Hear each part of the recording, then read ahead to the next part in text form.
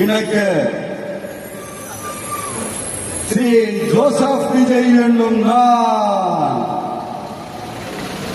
அதை வந்து உண்மையாகி இருக்கீங்க. உண்மையில எனக்கு என்ன சொல்லணும்னு தெரியல. என்னோட உறவுகளே, என்னோட சொந்தங்களே, நான் ஒன்றும் தெய்வத்துணை எல்லாம் கிடையாது. நான் ஒரு இயல்பான வாழ்க்கை வாழுகிற ஒரு சாதாரண மனுஷன் தான். நான் முன்னாடி சொன்ன மாதிரி அது செய்வேன் இது செய்வேன் எல்லாம் பொய்யான வாக்கு எல்லாம் கொடுத்து அவங்களை ஏமாற மாட்டேன். எது சாத்தியமோ அதை மட்டும்தான் செய்வேன். இமீடியட்டா உங்க மனசுல ஒரு கேள்வி ஒன்று வரலாம், அப்ப சாத்தியம் அல்லாததை செய்ய மாட்டாங்களா, செய்ய முடியாதா அப்படின்னு ஒரு கேள்வி ஒன்று உங்க மனசுல வரலாம். இத்தனை கோடி மக்கள் எங்கூடி இருக்கும்போது எது வந்தாலும் பார்த்துக்கலாம், என்ன வந்தாலும் பார்த்துக்கலாம் அப்படின்னு அந்த கான்பிடன்ஸ் என் மனசுல இருக்கு. இன்னொரு விஷயம் நான் இங்க சொல்லணும்.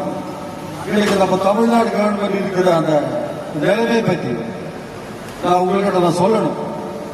கிட்டத்தட்ட 10 லட்சம் கோடிக்கு மேல கடன் வாங்கி வச்சுட்டு போயிருக்கிற இன்னைக்கு அந்த தமிழ்நாடு அரசு இருக்கும்போ கிச்சனாவை சுத்தமா தொடச்சு வலிச்சு வச்சுட்டு போயிருக்கும்போ, தூக்க முடியாத சுமையை ஏற்றி வச்சுட்டு போயிருக்கும்போ, சோ அப்படிப்பட்ட ஒரு நிலைமையில தான் இந்த பொறுப்பை நம்ம கையெழுத்திருக்கோம்.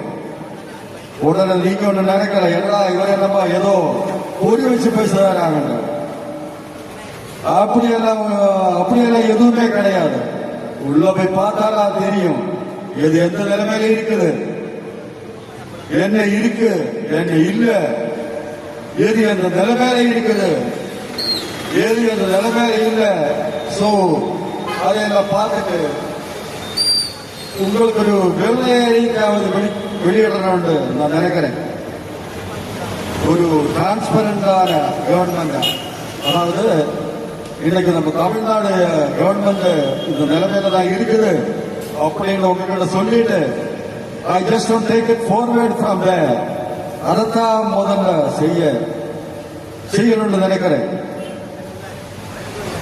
தமிழ்நாடு பொறுத்த வரைக்கும் இப்ப யாரையாவது போய் நமது சந்திக்கணும் அப்படின்னா இந்த மூஞ்சி மீடிக்கிட்டு போய் சந்திக்கிறது, இந்த மறைமுகமா உங்களுக்கு தெரியாம சந்திக்கிறது அப்படியெல்லாம் நான் செய்ய மாட்டேன். எதுவாயிருந்தாலும் வெளிப்படையாக ஒழுங்குமுறை நிலவதான் செய்வேன்.